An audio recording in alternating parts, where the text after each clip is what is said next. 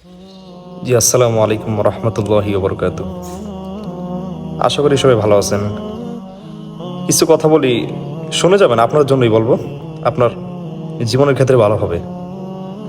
তো অনেক সময় দেখা যায় আমরা নিজেদের উপর নিজেরা আত্মবিশ্বাস পাই না যে আল্লাহ পাক আমাকে দুনিয়াতে কেন পাঠাইলো, আমাকে দিয়ে কি হবে, হ্যাঁ, আমি কি খাবো, কি করবো, এত চিন্তা কিসের?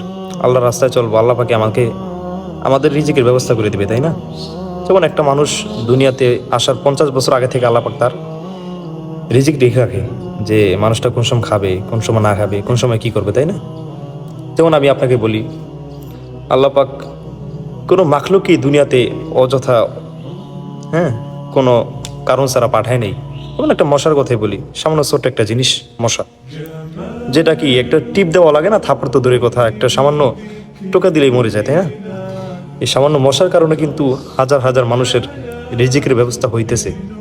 যেমন আমি আপনাকে একটা রিজন বলি, যে একটা মশাকে মারার জন্য আমরা কয়েল ব্যবহার করি, তারপর আমরা স্প্রে ব্যবহার করি, মশারি ব্যবহার করি, হ্যাঁ, পরে ইলেকট্রিক ব্যাথ, হ্যাঁ, যে র্যাকেটের ব্যাথগুলো, ওগুলা ইলেকট্রিক যে জিনিসগুলা, ওগুলা ব্যবহার করি।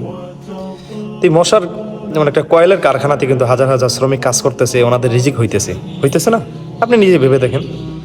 তারপর একটা মশারির কারখানাতে গিয়ে দেখবেন হাজার হাজার শ্রমিক কাজ করতেছে, ওখানে কিন্তু ওনাদের রিজিকের ব্যবস্থা হইতেছে। স্প্রের ফ্যাক্টরিতে গিয়ে দেখেন, ওইখানেও হাজার হাজার শ্রমিক কাজ করতেছে, ওনাদের রিজিকের ব্যবস্থা হইতেছে।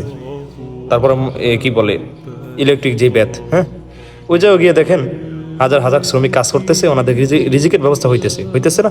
সামান্য মশার কারণে আল্লাহ পাক আমাদের কত মানুষের, হাজার হাজার লোকদের রিজিকের ব্যবস্থা করতেছে। তো আল্লাহ পাক এই মশাকে কোনো না কোনো কারণে পাঠাইছে, তাই না? তো আপনাকে না আমাকে দিয়ে কিছু না কিছু করবে, শুধু আল্লাহ রাস্তায় চলবেন, আল্লাহ পাকি আমাদের রিজিকের ব্যবস্থা করে দিবে, তাই না?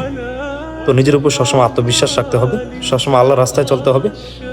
তো এতটুকুই বললাম, সবাই ভালো থাকবেন, আল্লাহ হাফেজ।